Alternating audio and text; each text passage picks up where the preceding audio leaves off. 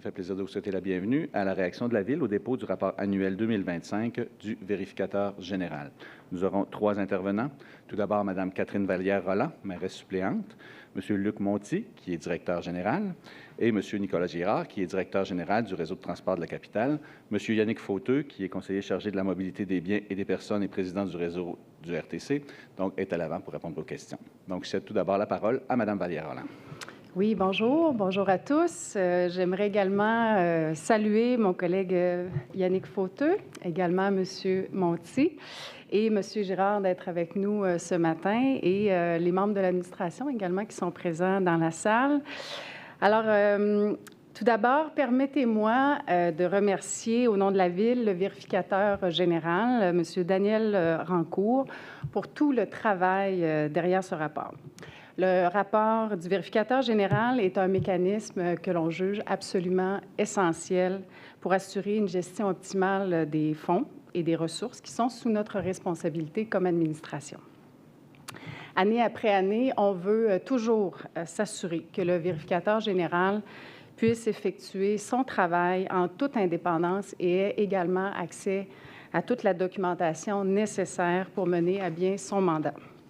Et je suis donc très heureuse, et le maire l'est également, que le vérificateur ait confirmé avoir obtenu l'entière collaboration de l'administration municipale, du RTC et de Capital Mobilité durant ces travaux. Nous prenons cet exercice, et je tiens à le souligner, très au sérieux. Également, il est important pour moi de souligner les résultats d'aujourd'hui reposent sur l'engagement, mais aussi sur le professionnalisme des employés de la Ville de Québec. Et je tiens à les remercier pour l'ensemble de leur travail durant cet exercice. M. Monti réagira de façon un peu plus détaillée au contenu du rapport du vérificateur général et vous présentera également les pistes d'amélioration qui sont déjà en cours ou envisagées. Mais d'emblée, toutefois, je peux vous dire que notre équipe accueille favorablement les recommandations de ce rapport et que nous entendons bien sûr y donner suite. D'ailleurs, sur les 27 recommandations formulées par le vérificateur général dans son rapport en 2021, on a donné suite ou progressé sur 85 % d'entre elles, comme M. Rancourt vous l'a lui-même mentionné. Pour revenir au rapport de cette année, je vais commencer mes remarques dans le domaine de la culture. Nos investissements dans ce domaine génèrent des retombées considérables pour le milieu culturel de Québec. Entre 2022 et 2024, on parle de 475 subventions totalisant 16 millions de dollars et des bons de commande totalisant en moyenne 21 millions de dollars par année. On peut retenir plusieurs points positifs du rapport du vérificateur général pour le service de la culture et du patrimoine. Il y a bien sûr plusieurs points à améliorer, on en est bien conscient, notamment en matière d'équité, et nous allons y travailler. Je vous donne l'exemple du programme Vitalité culturelle.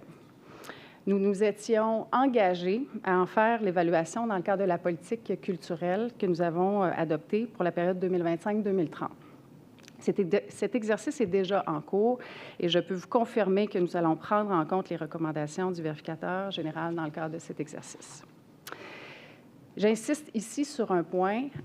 Nous allons le faire, mais nous allons le faire en concertation avec le milieu parce qu'il est important pour nous de maintenir des processus agiles et adaptés aux réalités des organismes culturels et des artistes professionnels.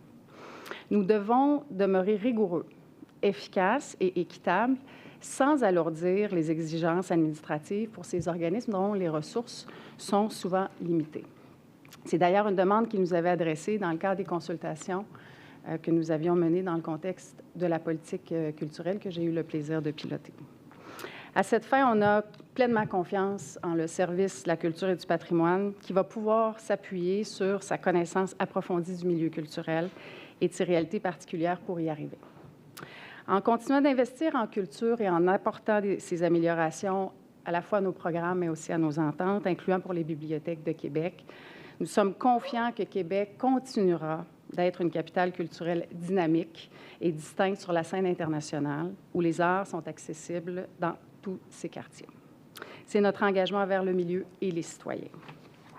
Quant à la vision entrepreneuriale, nous accueillons également favorablement les recommandations du vérificateur général en ce qui concerne les améliorations possibles à l'octroi des sommes et des clauses d'entente pour les organismes soutenus dans le cadre de la vision entrepreneuriale. Ce véhicule financier, comme vous le savez, c'est un levier structurant pour nos entreprises.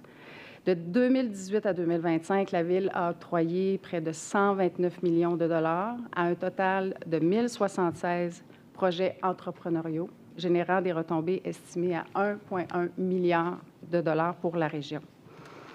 Et si le vérificateur général conclut que la vision est gérée de façon efficace et efficiente, que les sommes sont octroyées sur la base d'un processus efficace et qu'il existe un cadre de surveillance suffisant, nous allons étudier rigoureusement l'ensemble des recommandations, dont celles qui concernent notamment la reddition de comptes de Québec international. Plusieurs éléments soulevés dans le rapport ont d'ailleurs déjà été corrigés depuis 2025. M. Montier pourra vous en dire plus. Alors, pour conclure, je vous dirais que tout n'est pas parfait, mais on va continuer de se mettre dans une posture d'apprentissage et d'amélioration continue. La Ville est une organisation apprenante. Notre devoir est maintenant de poursuivre l'analyse des recommandations et de trouver les meilleures façons de les appliquer, parce que le but, au final, c'est de donner confiance aux citoyens et c'est d'améliorer constamment les services qui leur sont offerts. Alors maintenant, M. Montier, je vous céderai la parole. Merci. Madame la mairesse suppléante, Mesdames, Messieurs. Alors, permettez-moi d'abord également de remercier le vérificateur général Daniel Rancourt et son équipe pour la qualité et la rigueur de leur rapport. Je tiens également à saluer le travail à la fois des équipes du vérificateur général, mais celle de la Ville aussi, qui ont collaboré ensemble activement à cet exercice. C'est un travail qui est complémentaire des deux équipes. Je pense que de part et d'autre, leur engagement constant et à l'amélioration des services à la Ville, ça mérite d'être souligné. Ce rapport constitue pour nous aussi un outil essentiel qui offre un regard objectif sur nos pratiques, puis nous permet de confirmer ce qui est bien, ce qui est en place et ce qui est bien, et surtout d'identifier avec lucidité les axes d'amélioration privilégiés. Alors, deux volets importants sont abordés du côté de la Ville aujourd'hui. Le volet culture. Donc, en matière de culture, la Ville consacre un soutien annuel important. Puis, si je reprends les tableaux présentés par le vérificateur général, là, la colonne 2025 pour la culture, le soutien totalise 28 millions de dollars. Ça, c'est à la fois pour des programmes de subvention en culture et aussi, ça comprend l'entente en culture avec la bibliothèque, l'ICQ. Puis, ce qui a été établi, je pense, c'est que c'était distribué selon les critères et les dispositions qui sont clairement établis par la Ville pour le financement. Le rapport confirme que les montants accordés sont adéquats et conformes. Cela dit, certaines améliorations sont proposées quant à la gestion des dossiers, notamment pour l'enveloppe de 3,4 millions destinée à des organismes pour la vitalité culturelle. Alors, dans les pistes d'amélioration, on note sur une réflexion qui devrait être entreprise sur ce qu'on appelle la mise en concurrence de façon structurée des organismes. Donc, ce qu'on observe, c'est que le vérificateur général dit dans votre soutien, il y a des organismes à but lucratif qui sont annuellement soutenus et reconduits, parfois plusieurs années, comme dans un processus continu. Est-ce qu'on ne devrait pas davantage faire en sorte qu'annuellement, certaines revisent leur service en une demande formelle pour qu'elles soient incitées à modifier ces pratiques, à les améliorer, à les qu'on puisse davantage, disons, les challenger, puis à la limite aussi, aller en appel de proposition pour des services. Alors, on va examiner cette possibilité. Néanmoins, Mme Vallière-Roland a parlé de concertation. Je pense que c'est nécessaire. On parle d'organismes à but non lucratif. On est chanceux à la Ville de Québec d'en avoir autant pour soutenir nos services, pas juste des fonctionnaires de la Ville, là. Donc, on a cette participation de plusieurs organismes à la Ville qui vient avec une approche différente de celle d'un fonctionnaire qui fonctionne dans un cadre bien établi et uniforme à travers la Ville, donner des services particuliers dans certaines entités, dans certains endroits, avec une flexibilité. Puis ça, on suit ça, puis on a des ententes historiques avec ces groupes-là. Bon, est-ce qu'on peut se questionner dans le temps? Ça peut-tu être amélioré? Ça peut-tu changer? Peuvent-tu être plus efficaces? Il faut le faire, mais il faut le faire avec tact, parce que ce sont des organismes à but non lucratif qui sont dans un cadre qui, disons, qui est plus fragile. Alors, oui, on va examiner ça, mais il faut tenir compte, il ne faut pas les mettre dans une situation d'incertitude. Qui ferait en sorte que ça pourrait désintéresser cette forme de soutien-là, qui, je pense, qui est de qualité, qui est propre, qui est propre à la Ville, à certains secteurs, à certains endroits où il y a de l'initiative communautaire. Fait qu'il faut garder ça. Fait que, oui, l'efficacité, mais le faisons pas au prix de désintéresser les organismes à continuer à œuvrer quand c'est trop difficile, il y a trop d'incertitudes sur le financement. Ça, on l'a vu au niveau même du gouvernement du Québec, les RPA. Les RPA, on a beaucoup au Québec resserré les règles. Il y a des RPA qui sont sortis. À la Ville, on avait beaucoup plus d'organismes qui faisaient de l'entretien auparavant pour nos locaux, où certains organismes faisaient à la fois des activités et de l'entretien. Il y a eu des enjeux de mise à niveau des salaires, puis des règles du travail, des resserrements. Puis ce qu'on a vu, c'est qu'il y en a beaucoup qui se sont désistés. Ça devenait trop compliqué. Fait que les recommandations à l'égard des organismes, c'est intéressant, mais il faut que ça soit, il faut le faire quand même avec tact si on veut comme re-questionner à chaque année les organismes qui sont plus fragiles. Fait que on va le faire. Je pense que c'est une voie d'amélioration. Même chose au niveau de l'ICQ. Le vérificateur général recommande une réévaluation de l'ensemble des activités de l'ICQ. Ça fait longtemps que l'organisme œuvre. C'est historique à Québec. Est-ce qu'on en a encore pour notre argent? Bon, oui, on peut regarder ça. Maintenant, en termes de performance, je pense que la fréquentation des bibliothèques à Québec, ça va très bien. C'est exceptionnel même, puisqu'on se compare, on est très satisfait.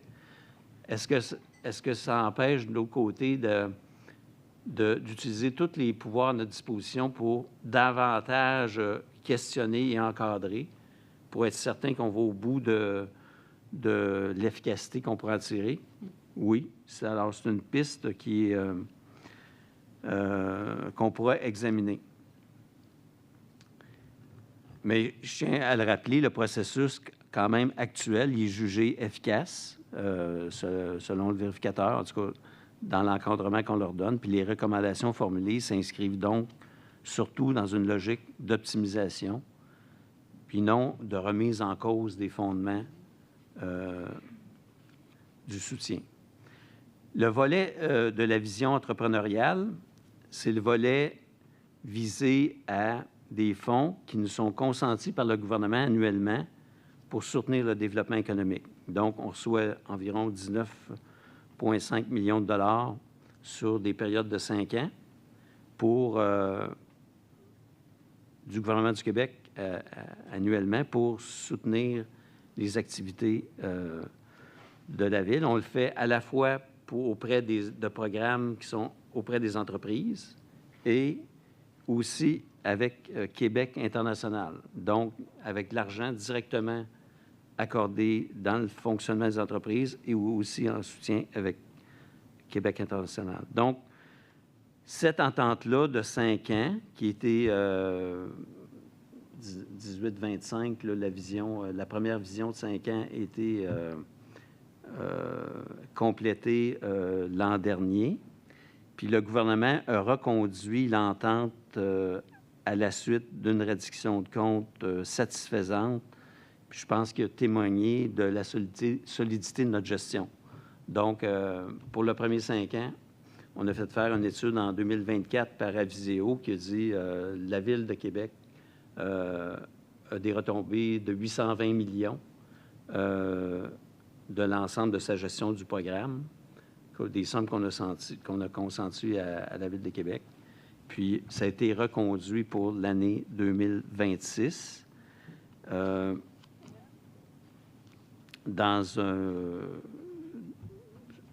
avec le même encadrement. Donc, les retombées des interventions ont généré 820 millions pour le premier 5 ans, ce qui démontre l'effet levier des actions qu'on a entrepris. Puis, si on tient compte de l'année 25, comme on a indiqué dans le communiqué de presse, les impacts sont estimés à 1,1 milliard de dollars. De façon générale, le rapport confirme que les ententes qu'on a avec les entreprises ont été suivies adéquatement et qu'aucun montant a été remis en cause. Ensuite, il y a les observations quand même à l'égard de Québec International. Le vérificateur identifie des éléments à améliorer dans le suivi des ententes qu'on a avec l'organisme, qui reçoit un soutien municipal de l'ordre de 2,1 millions par année. Alors, puis j'ai attiré l'attention surtout sur une entente qu'on avait dans le passé. On avait un soutien en services professionnels pour la Ville de Québec. Donc, quand vous allez voir à la page 104 du document, il y a trois types de soutien qu'accorde la Ville. Il y a une entente pour le développement économique international. Donc, c'est l'attraction des entreprises. Par exemple, pour l'année 25, on donne 991 000 $. Cette entente-là est financée par la Ville de Québec, mais c'est les activités qui sont dans cette entente-là sont également financées par le gouvernement fédéral et le gouvernement du Québec. Parce que la Ville de Québec, avec la vision entrepreneuriale, finance Investissement Québec, mais il y a aussi le gouvernement du Québec puis le gouvernement fédéral qui finance Québec International. Alors, dans le premier programme de soutien, on finance en combinaison avec les deux autres gouvernements. Dans le deuxième, c'est l'incubateur Le Camp. On finance 827 000 $ avec les autres gouvernements pour le soutien de l'accompagnement de l'incubateur Le Camp. Puis ensuite, on a un programme qui est propre à la Ville de Québec, qu'on appelle Subvention à Québec International, mais qui sont pour nos fins propres. Un programme qui est spécifiquement pour la Ville de Québec, qui peut faire des demandes spécifiques à l'égard de Québec International. Et puis, c'est sur cet élément-là qu'il y a des questions qui ont été soulevées. Alors, à chaque année, on avait une entente de service professionnel historiquement. Donc, elle a été examinée pour l'année 23 et 24. C'était 450 000 $. Alors, ces services-là, ils concernaient également l'attraction et s'ajoutaient aux activités des autres programmes. Donc, la Ville de Québec disait, ce programme-là, c'est propre à nous autres, mais il s'ajoute à celui des autres. Ce que nous a fait remarquer le vérificateur, c'est qu'avec cette entente-là, on dépassait le seuil total dans un champ d'activité. Parce que notre politique a dit, dans un programme spécifique, notre propre politique a dit, tu ne devrais pas dépasser 1 million. Que nous autres, on considérait ça comme deux blocs différents, puis la somme des deux blocs dépassait 1 million. Fait que là, il dit, c'est la même chose. À notre avis, ce n'était pas exactement la même chose. Le premier programme, il est conjoint avec les autres gouvernements. Puis l'autre enveloppe est différente, ce dont c'est des services à notre demande. Lui, il disait, bien, c'est de même nature. Oui, mais ça s'additionne. On travaille un programme avec les autres gouvernements, puis on additionne, nous, la Ville, indépendamment, un autre programme. Bien, là, si on considère que les deux sont exactement de même nature, on peut dire, tu dépasses les seuils. Bon. C'est là qu'il y a un enjeu. C'est pour ça qu'en 25, donc l'année 23, l'année 24, c'était ça l'enjeu. Ça s'additionnait puis ça dépassait le seuil. En 25, qui est la dernière année qu'analyse le rapport, cette entente-là, on l'a modifiée, on a dit, bon, pour ne pas faire de confusion, comme il est souhaité, on va le financer dans nos propres fonds villes. On ne prendra pas les fonds qui nous viennent du gouvernement. On va dire, en vertu de la somme, des sommes qui nous a conférées par le gouvernement, on va mettre 991 000 avec les autres partenaires dans un programme d'attraction. Puis ce que la Ville fait en su, elle va le faire dans ses propres fonds. Donc, il n'y aura pas de confusion avec notre politique. On va être plus conforme à notre politique. C'est ça qu'on décide de faire. Alors, en 25, on l'a corrigé. C'est pour ça qu'il dit en 23, en 24, est-ce que ça s'est dédoublé? Avez-vous financé la même affaire? Notre réponse, c'est non. Il n'y a pas de double facturation. Les objectifs ont été atteints. Est-ce qu'il y avait quelque chose à clarifier dans l'application de notre politique? Oui. Puis on l'a fait en 25. On le fait à nos propres fonds. Si on va en faire plus que les autres gouvernements à l'intérieur de ces programmes-là, on va le faire dans nos fonds. Alors, ça, c'est ce qu'on est venu clarifier. Maintenant, le soutien à Québec international est vraiment important parce qu'avec Québec international, ce n'est pas une question de est-ce qu'on va en appel d'offres, est-ce que c'est le meilleur organisme. C'est l'organisme qu'il faut soutenir sur le plan régional pour avoir une concertation de l'ensemble des intervenants économiques. Moi, j'ai vu ça dans ma carrière qui commence à être assez longue. À l'époque, au Québec, on avait des commissaires industriels. Chaque ville disait « Moi, je suis meilleur que l'autre. Je suis un commissaire industriel. » Puis là, il voyageait partout dans le monde. Puis là, l'ensemble des villes, dans la région de Montréal, même à Québec, envoyaient ses représentants pour dire « Viens t'installer dans ma ville. » Fait que là, au Québec, on s'en allait de nulle part. Fait que c'est pour ça qu'au début, il y a une vingtaine d'années, le gouvernement du Québec, ben, on a dit, bien là, organisez-vous, là. C'est là que s'est constitué Montréal international, Québec international, puis on fédère les sommes ensemble pour faire une représentation commune. Puis c'est un OBNL. Il y a 15 administrateurs chevronnés du secteur privé qui siègent là-dessus. Et ils organisent une programmation qui appuie les gouvernements. Donc, c'est à peu près 12 millions qui reçoivent. Il y a 4 millions qui viennent du secteur privé. Puis il y a 7 millions qui viennent du secteur public. La Ville de Québec, c'est 2,1 millions du 7 millions. Donc, on est à peu près 30 % du financement public de Québec international. Ça permet de fédérer les représentations à l'international. Au début, c'était purement économique, mais c'est devenu de la main-d'œuvre maintenant. Il y a des missions de main-d'œuvre. Même la Ville de Québec, on y a participé, nous autres. On est allé chercher des mécaniciens en Tunisie, puis des informaticiens au Brésil. Puis c'est Québec international, c'est un succès. Un succès. Comme notre politique économique. C'est pour ça qu'aujourd'hui, la région de Québec, la Ville de Québec, plus bas de taux de chômage au Canada. Des fois, on est premier, deuxième, là. Mais plus bas taux de chômage au Canada. Croissance de l'emploi, 4 % l'année passée. On a le taux d'emploi à 67 %. On est, au plan de la performance économique, la meilleure région au Canada. Notre modèle économique est bon. Notre entente Québec international, c'est important. On réussit bien. Maintenant, il faut clarifier nos ententes, puis je dirais nos affaires n'étaient pas claires. On les a clarifiées à partir de 2025 en séparant l'addition, des sommes additionnelles que la Ville voulait accorder à QI. Puis c'est ça qu'on a fait. Puis c'est pour ça que la Ville de Québec doit être le premier soutien à Québec international. Parce que si la Ville de Québec ne croit pas à Québec international, ça va être difficile d'avoir des partenaires. Donc, on est le premier levier.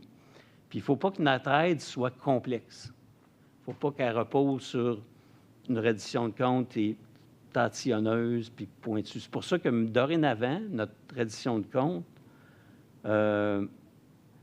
qu'on demande à partir de 25 puis 26 sur le volet du 500 000 $, elle va s'appuyer sur celle que fait les autres.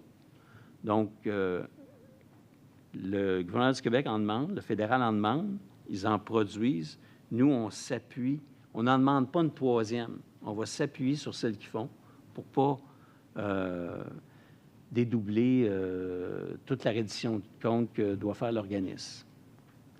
Alors, c'est ça. Donc, on comprend les préoccupations du vérificateur général à l'égard de Québec international, mais on l'a corrigé. Puis, il n'a pas nié ça. Là. On a mis dans notre conclusion qu'en 25, cet aspect-là de l'entente a été corrigé. Puis, il ne nous a pas dit que ce n'était pas correct. Oui, il relève 23-24. Alors, c'est comme ça qu'on souhaite se gouverner.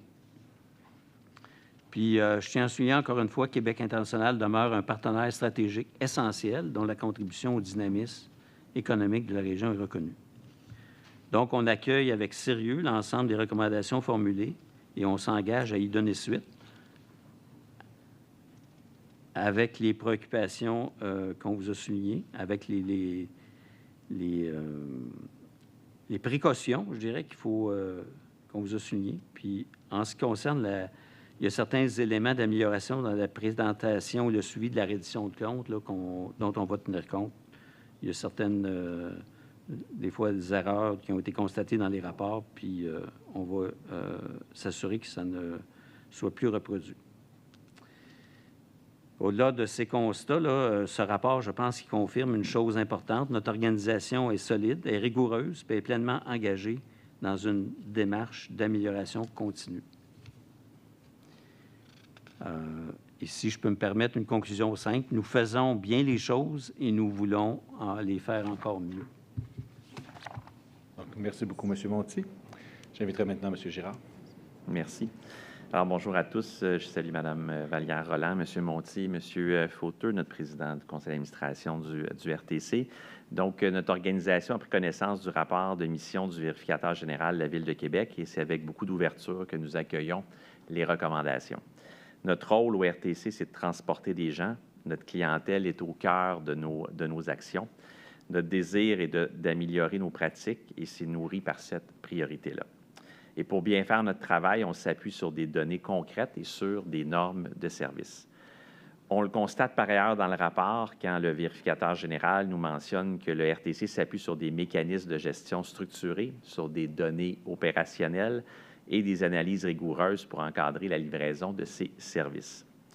Dans son rapport, le VG propose 7 recommandations qui sont des pistes pour aller encore plus loin. Ces recommandations portent principalement sur l'établissement de certaines cibles spécifiques et sur le renforcement de la reddition de compte, sur le respect des horaires et les normes de service minimales.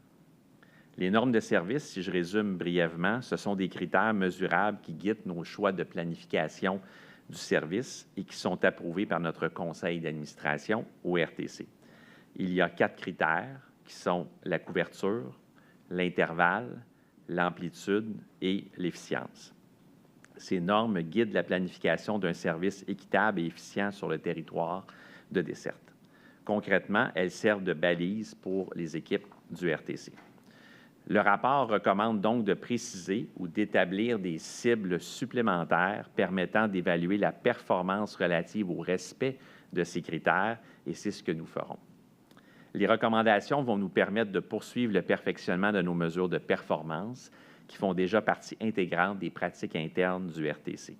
Nous sommes déjà au travail Depuis la rédaction du rapport, qui s'est basé sur des données de 2024 et 2025, plusieurs des éléments soulevés ont déjà fait l'objet d'actions dédiées, toujours dans un objectif d'amélioration continue pour notre organisation.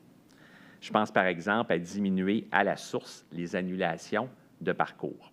Nous avons posé des gestes concrets en ajoutant des autobus supplémentaires et en embauchant près de 180 chauffeurs dans la dernière année, et ce sera encore le cas cette année.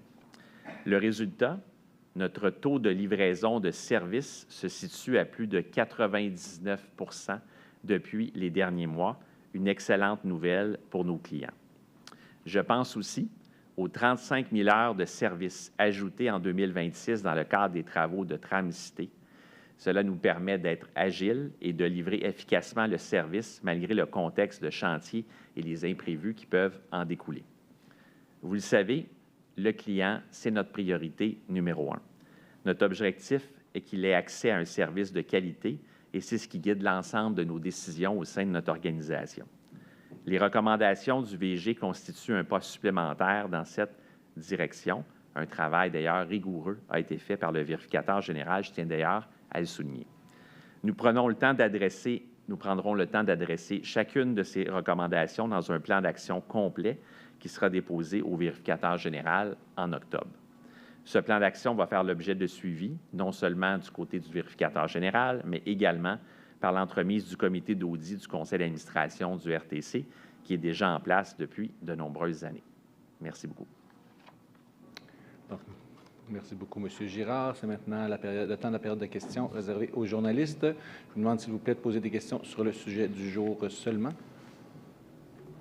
Bonjour à tout le monde. Je vais arriver à vous, monsieur, dans un petit moment, mais je vais commencer par M. Monti et Mme Rolland. On a bien établi avec le vérificateur général et son équipe qu'il se trouvait, grosso modo, 3,38 millions de dollars dont on suggère à la Ville de réexaminer l'emploi.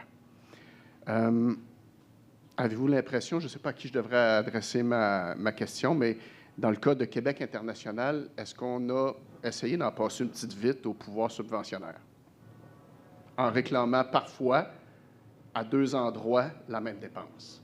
Est-ce qu'on a essayé d'en passer une petite vite au pouvoir subventionnaire? La réponse est non. Il n'y a rien à réclamer parce que dans les redditions de comptes finales, on a obtenu ce comme on voulait comme total d'activités à réaliser. Puis les sommes qu'on a ajoutées, ils se sont additionnées à celles qui étaient déjà investies dans les autres soutiens. Donc, il n'y a pas de doute dans notre esprit que la totale des sommes investies a été utilisée aux fins qu'on souhaitait.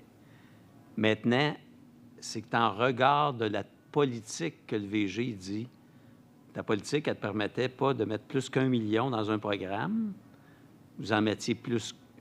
Alors, l'interprétation de la Ville, c'était que c'était 2 programmes, donc je pouvais mettre plus qu'1 million. Lui, il dit non, non, c'est la même affaire. Mais le total de l'argent, là, il était investi pareil. Aux fins de faire de l'attraction, puis on a eu le bilan. Donc, c'est en regard de notre politique, on n'était pas conforme, mais les activités ont quand même été réalisées. Donc, il n'y a pas de récupération à faire. Si j'avais son interprétation, si j'écoutais l'interprétation, je dirais comme c'est 2 programmes pareils, puis ça dépasse 1 million, je récupère. On dit non, non. On comprend que ça peut... On peut penser que c'est pareil. Moi, à mon avis, c'est pas pareil. Selon lui, c'est pareil parce qu'il dit, si, par exemple, je vais faire une mission à Boston, comme le maire a fait dans ces années-là, nous autres, on disait, la Ville de Québec a demandé au maire d'aller à Boston. C'est une demande dans le cadre de la ligne subvention à Québec international propre au programme de la Ville de Québec. Lui, son interprétation dit non, non. Avec l'autre programme, il aurait fait pareil. Tu n'avais pas besoin d'y demander. C'était dans son mandat. Vous êtes des partenaires. Il aurait fait pareil. Bien, je dis, c'est pas nécessairement. Lui, il fait son programme. Moi, quand je lui demande quelque chose de formel, ils ne sont pas obligés de faire ce que la Ville de Québec fait. Là. On est 2 millions sur 12. On n'est pas des dirigeants d'Investissement Québec. C'est pour ça que nous autres, on avait une enveloppe, on appelait Services professionnels pour la Ville de Québec. On prétend qu'on faisait faire des éléments spécifiques. Lui, il dit non, non, c'est pas assez clair dans vos affaires, puis quand je regarde la reddition de compte, ça se mélange. Bon, qui a raison là-dedans? Nous autres, on pense mais on ne récupérera pas, on pense qu'il n'y a pas de récupération à faire parce que la totale des sommes a été investie par Investissement Québec aux fins où on le souhaitait, puis il y a eu des impacts économiques puis des redditions de comptes qui ont été faites. Un commentaire sur la trouvaille qui a été faite par la Direction des grands projets de développement économique sur des salaires non admissibles et des billets de golf. Bien, en 24, il y a eu des sommes de dépenses de factures, parce qu'on demande quand même des suivis de dépenses. Il y a des éléments de facturation qui nous ont été envoyés. On a vu ça, puis on ne les a pas rendus admissibles. Ils n'ont pas été, tel qu'il est dit à la page 107. Juste pour clarifier, quand je vous posais tantôt la question, est-ce qu'on a essayé de nous en passer une petite vite?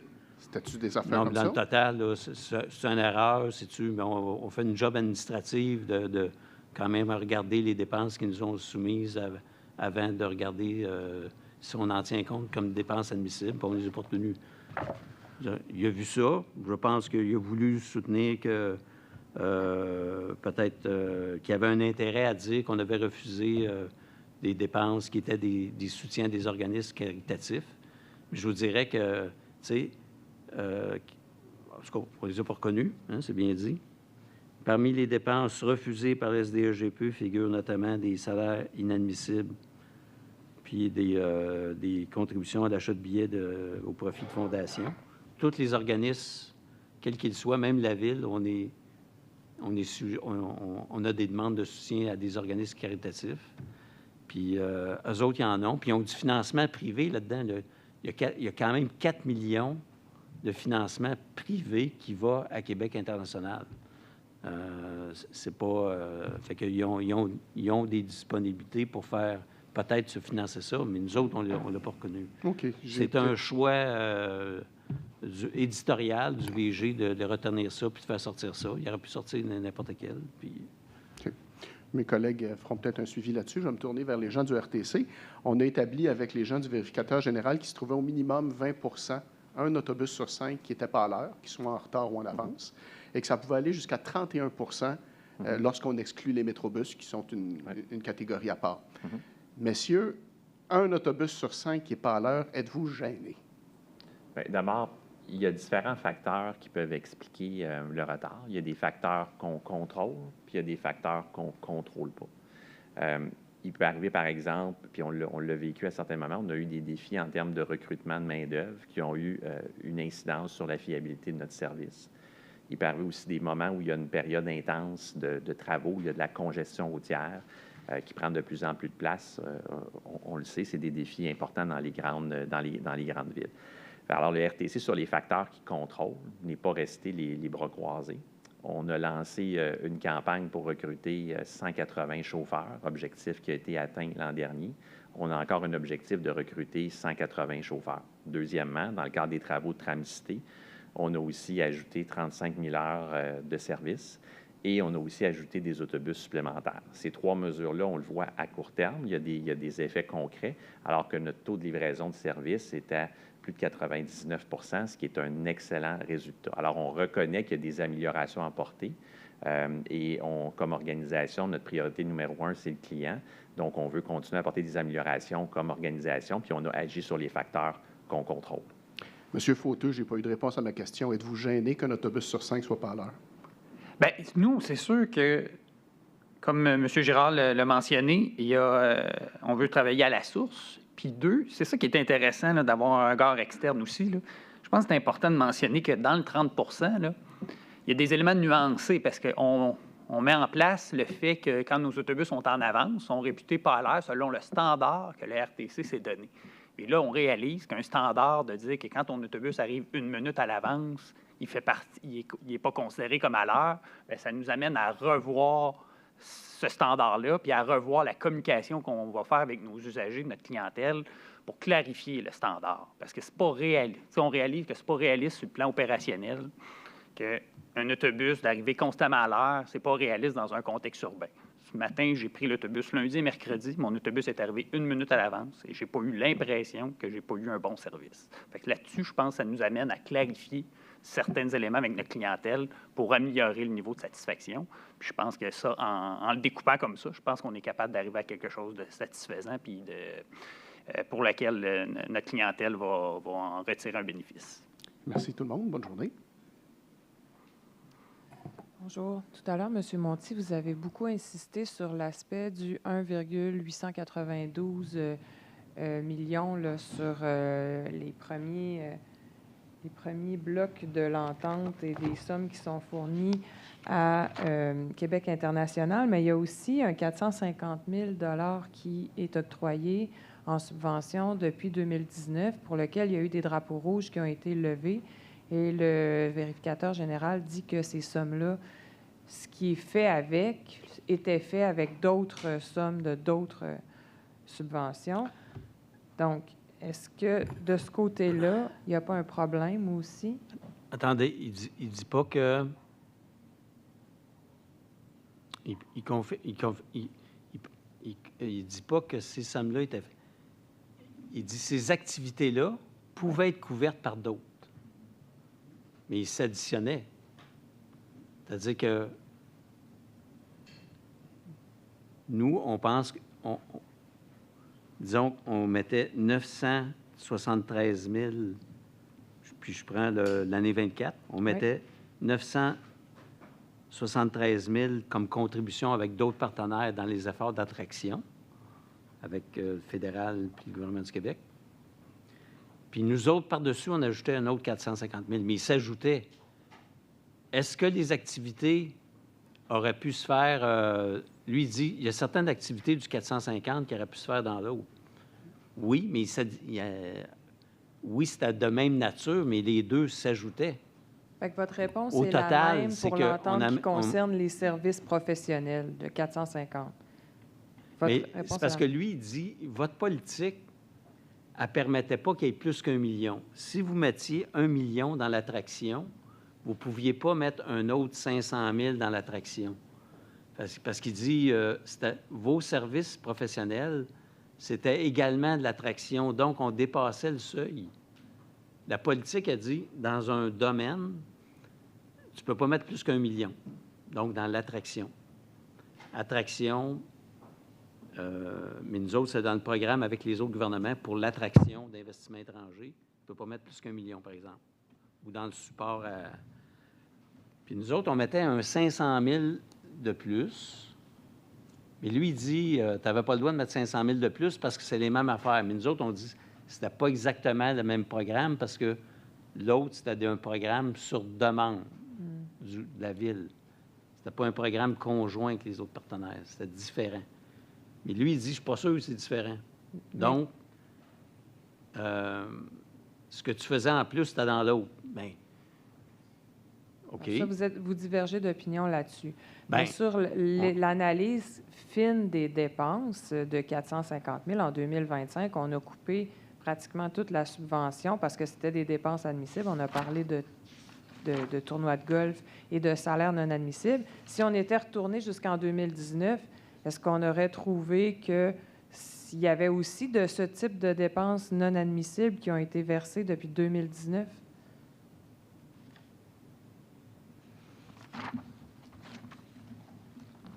Non, parce que nous autres, ces dépenses-là, ce qu'on a retranché en 24, c'est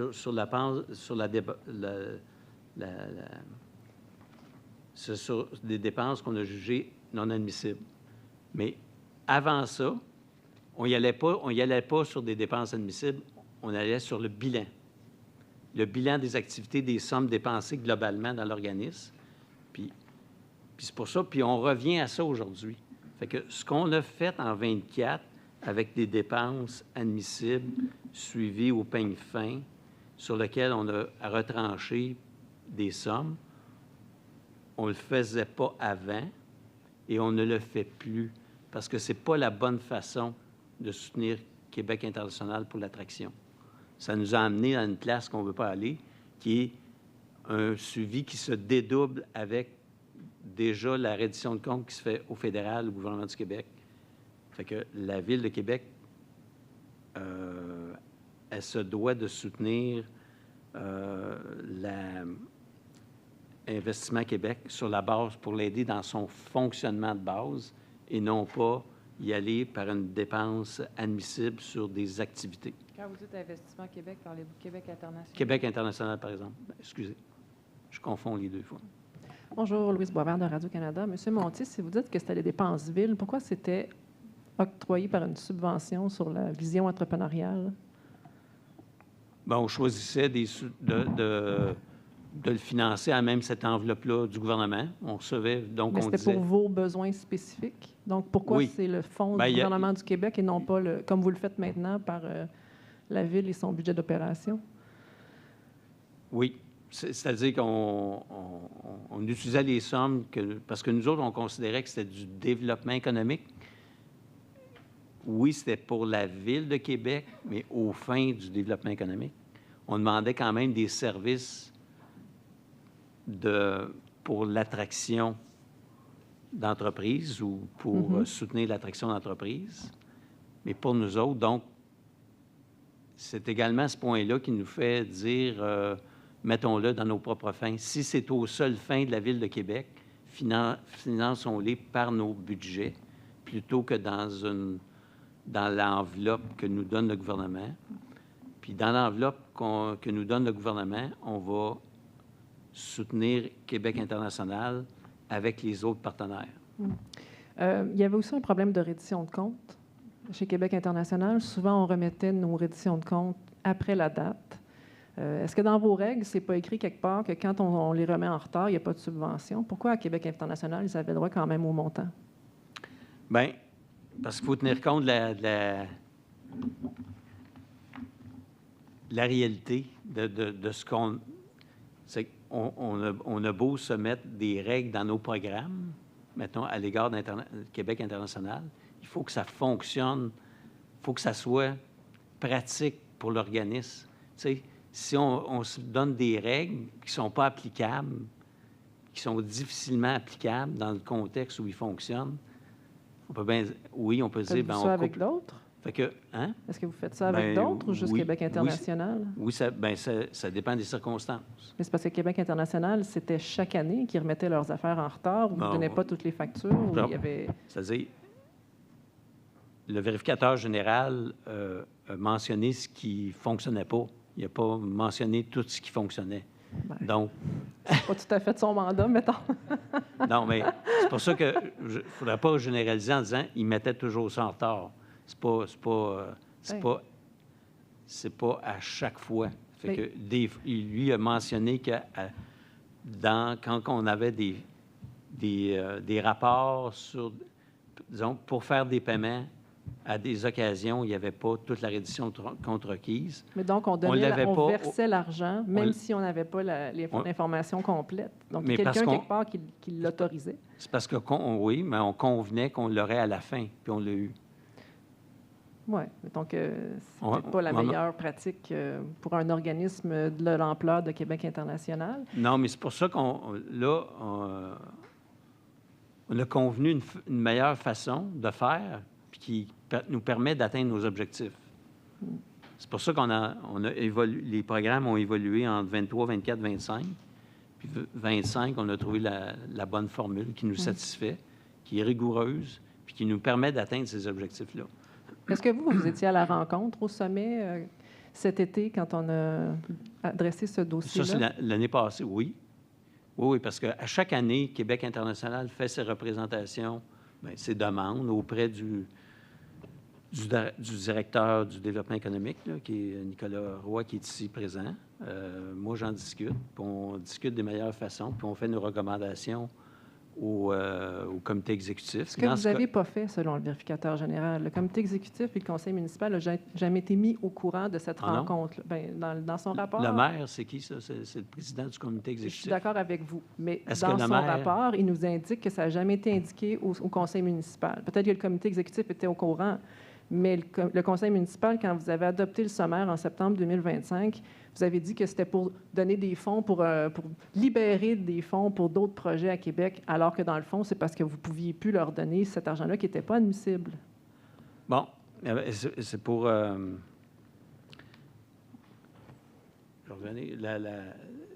conseil d'administration de Québec international nous a demandé une rencontre l'été passé.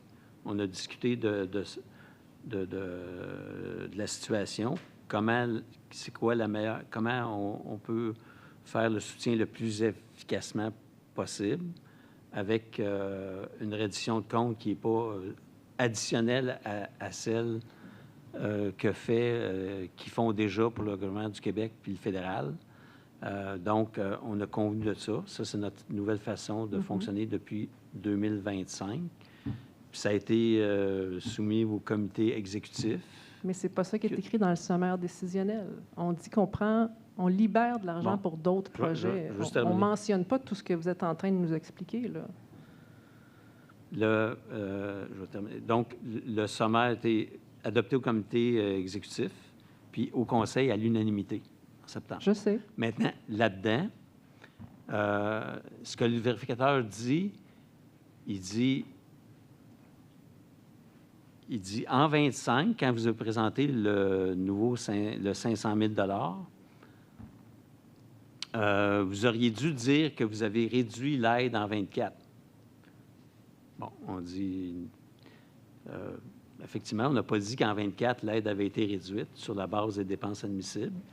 Mais ça, généralement, ça vient avec les rapports qui surviennent à chaque fois qu'on renouvelle une subvention pour un organisme. On ne fait pas nécessairement le bilan de ce qu'il a reçu l'année suivante, l'année précédente. On le fait dans des rapports subséquents.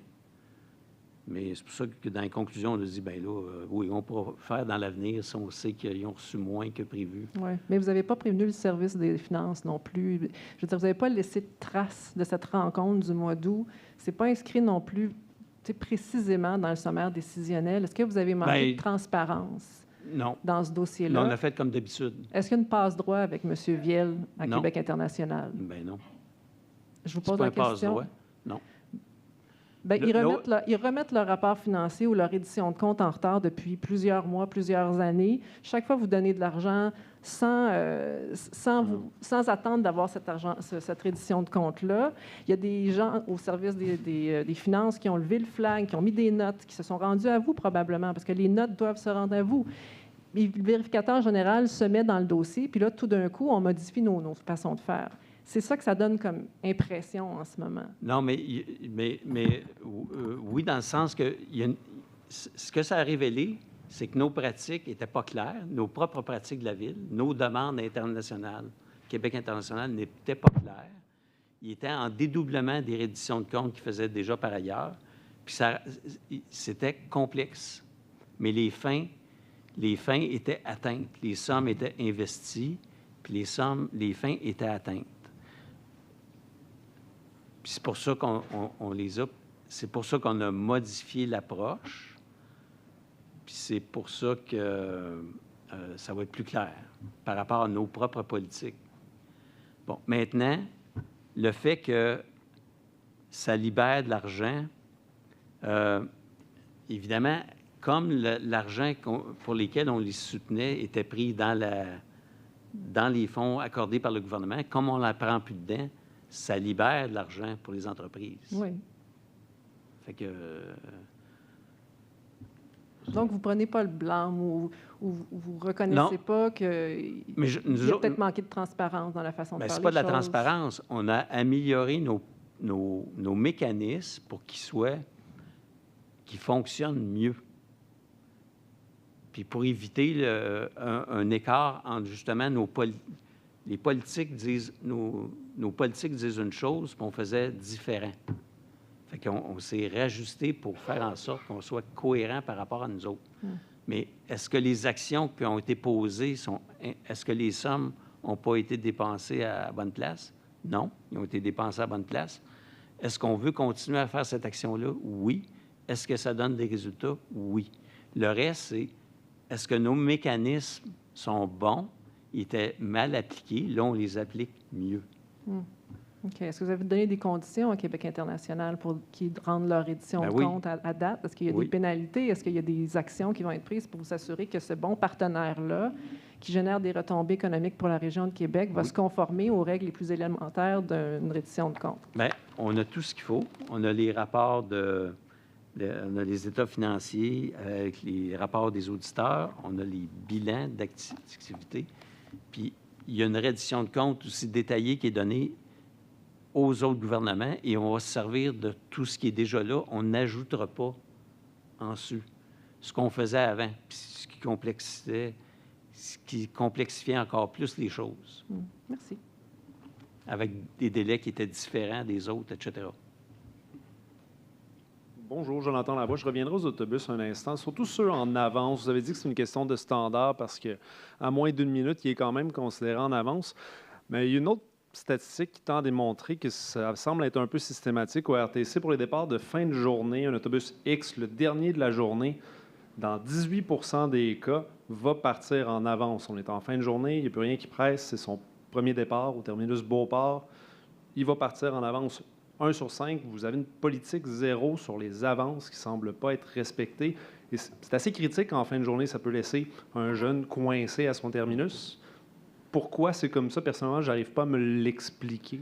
Bien, on a revu là, nos paramètres là, opérationnels là, dans les derniers mois. Fait que notre objectif là, dorénavant, c'est d'avoir un temps de passage là, maximum 2 minutes avant la date, l'heure qui est prévue, et 3 minutes après, au lieu du 5 minutes après qui était notre précédente là, politique. Donc, on a procédé à un certain nombre de changements pour donner une plus grande prévisibilité. Maintenant, on veut aussi s'assurer, de son côté, le client, on l'invite aussi à consulter l'application le Nomade en temps réel pour voir où se situe l'autobus, puis d'arriver aussi quelques minutes à l'avance à l'arrêt. Donc, on a fait un certain nombre de changements au niveau des paramètres opérationnels pour pouvoir donner une meilleure prévisibilité à notre clientèle. Puis, on demande aussi au client de consulter le Nomade en temps réel. Puis, comme j'expliquais tout à l'heure, bien, il y a aussi d'autres facteurs qui peuvent se produire quand on opère un réseau de bus. Des facteurs là, liés, par exemple, parfois à des enjeux avec des travaux, de la congestion routière, des bris mécaniques. Je comprends tout ça, M. Girard. On est en fin de journée. Le chauffeur est là au terminus Beauport. Il attend son dernier départ de la journée. 1 sur 5 va partir en avance. On n'est pas dans des travaux. Il est là, il attend. Il décide consciemment de partir d'avance. Ce que je viens de vous indiquer, c'est qu'on a décidé de revoir nos paramètres opérationnels. Donc, on s'est déjà mis en action, puis qu'on est conscient qu'il y a un espace d'amélioration comme organisation. Puis c'est ce qu'on va faire. Le vérificateur général a mis en place, nous a proposé 7 recommandations et on va mettre en place un plan d'action. Donc, ce que je vous dis, c'est que comme organisation, on est conscient qu'il y a des pistes d'amélioration. On va le faire pour continuer à s'améliorer puis à mieux répondre aux besoins des clients.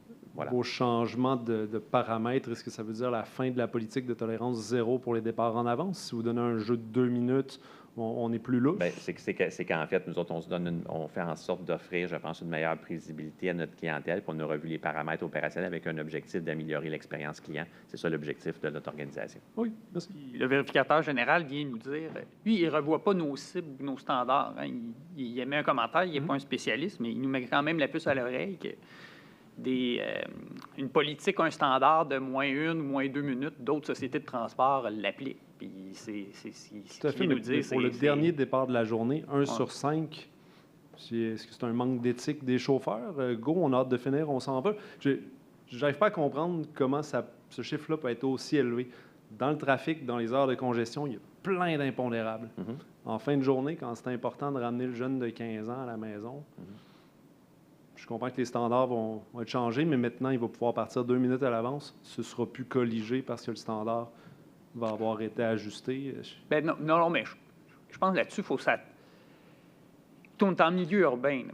Il suffit que l'autobus prend 2 lumières vertes au lieu de 2 lumières rouges, puis tu es à plus ou moins 2. Là. Nous, ce qu'on veut clarifier avec la clientèle, c'est je pense qu'on peut être réputé avoir un bon service si on sait que mon autobus, je dois anticiper qu'elle arrive 2 minutes à l'avance ou 3 minutes en retard.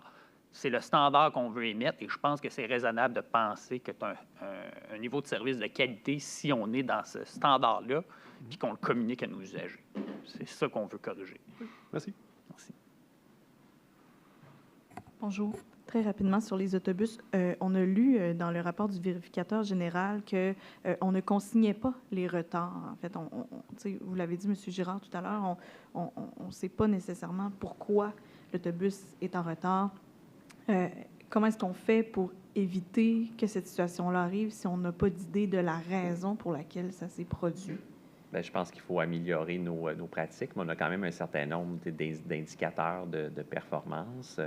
Comme société de transport, notamment le taux de livraison de services. On a aussi des éléments, on a le taux de satisfaction au niveau de la clientèle. Il y a un certain nombre de données qui existent. Je pense que l'objectif, c'est est-ce qu'on peut se donner des indicateurs de performance supplémentaires comme organisation pour mieux mesurer les motifs qui peuvent expliquer certains enjeux opérationnels. Puis nous, on accueille très favorablement les recommandations du vérificateur général, puis on va déposer un plan d'action à notre conseil d'administration, puis également au niveau du vérificateur général. OK, très bien, merci. Très rapidement, peut-être, M. Monti, parce que je ne veux pas allonger indûment déjà que vous avez fait votre temps. Mais en fait, au moins, vous aviez des verres d'eau, là, c'est bon. Non, mais parce que c'est pas tout à fait clair dans ma tête comment ça se passait, le remboursement des dépenses à Québec International, dans le sens où est-ce que c'est pas des dépenses qui vous étaient soumises. Tout à l'heure, on discutait entre collègues, puis on se disait, est-ce que c'est l'équivalent d'avoir un per diem pour des repas, puis de soumettre quand même des factures pour des repas qu'on va avoir consommés? Je veux dire, c'est caricatural, là, mais je veux dire, est-ce que c'est un peu ça? Est-ce qu'on vous réclamait des choses dans deux programmes différents, mais qui étaient la même chose au final? Oui, mais ça s'additionnait. Ça dit que c'était pas la même chose. C'était, il y a 1 million, il y avait 1 million plus 1,5. Il réalisait 1,5. Mm-hmm. Est-ce que c'était de même nature? Oui, ça pouvait se ressembler. C'est pour ça que le VG dit, bien, pourquoi tu avais un deuxième programme? Tu en avais déjà un à côté. Oui, mais on voulait en faire plus. Okay? Donc, on en a fait plus. Mais c'est parce qu'il y avait une limite dans la politique qui disait c'est 1 million, mais pourquoi tu mets 1,5? Ça se dédouble, tu dépasses ton seuil. Quand il dit tu dépasses ton seuil, oui, on dépassait le seuil. Selon nous, c'était deux programmes, 2 intentions différentes, 2 objets différents. Il dit non, il l'aurait fait pareil. Oui, mais tu ne peux pas présumer ça. Ça s'ajoutait. Donc, pour clarifier les choses, aujourd'hui, on le prend dans nos propres fonds. Fait que c'est on ne donnera plus la perception qu'on dérogeait à nos politiques. M. Monti, si je peux me permettre, je pense que ce qui est important de voir aussi, c'est que c'est justement à travers ce processus du vérificateur général qu'on vient apporter des améliorations. J'ai dit d'entrée de jeu qu'on était en amélioration continue. Donc, ce qu'on vient faire ici, c'est ajuster nos processus. Parce que sur le fond, ce qui est important de retenir, c'est que Québec International répond aux attentes de la Ville, joue un rôle complémentaire à celui de la Ville. Et comme M. Monti le disait tout à l'heure, ça a des résultats concrets pour nos entreprises. On est exactement là où on veut être à l'heure actuelle. Donc après, est-ce que les fonds qui doivent être versés à Québec International doivent l'être à travers la vision entrepreneuriale, qui est financée aussi avec d'autres partenaires? Est-ce qu'une partie de ces activités-là qui sont propres à la Ville doivent l'être aussi à travers notre fonds de fonctionnement du service du développement économique? C'est ce qu'on est venu établir. Dans le fond, ce qu'on est venu dire, c'est qu'on veut verser ces sommes-là parce que ça a des retombées concrètes qu'on a identifiées à 1,1 milliard pour nos entreprises. Donc, on va continuer. On a ajusté déjà nos ententes pour les simplifier, puis pour que la reddition de comptes, puis pour travailler sur l'ensemble de ces éléments-là. Mais on va continuer de verser ces sommes-là dans le futur à Québec International parce que c'est un partenaire majeur pour Québec. Mais ça, je comprends parfaitement, sauf que la question est plus sur... On essaie de mesurer, est-ce qu'il y a eu une mauvaise intention de la part des dirigeants chez Québec International, y a-t-il un niveau de malhonnêteté là-dedans de soumettre des dépenses pour la même chose, mais 2 fois? Bien, selon notre interprétation, la réponse, c'est non. Donc, comme il y a eu disons, encore une fois, on est venu apporter des ajustements pour qu'il n'y ait pas de confusion. Hein? Puis je reviens aussi sur la question de Mme Boisvert tout à l'heure, qui mentionnait qu'il y avait peut-être une perception, justement, que les processus n'étaient pas suivis, puis que ça se faisait seulement avec Québec International. Encore une fois, je veux revenir sur ces aspects-là parce que ce n'est pas le cas.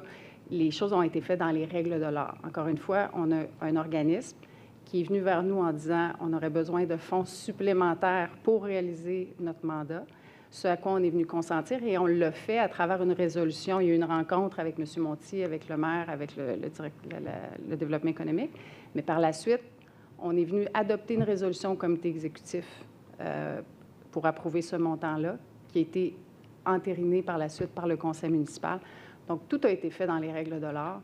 Donc, je vous assure que, encore une fois, on est toujours prêt à améliorer les choses, mais tout est conforme à nos pratiques habituelles de rigueur. On n'est pas devant un DQC 2.0. Pas du tout. On n'est pas là.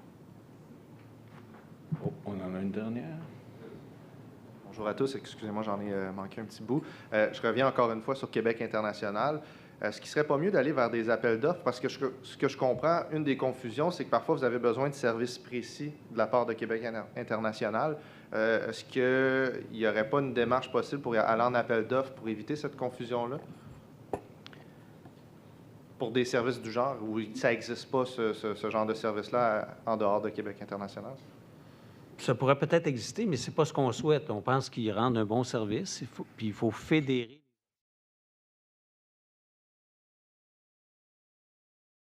la représentation auprès de l'extérieur.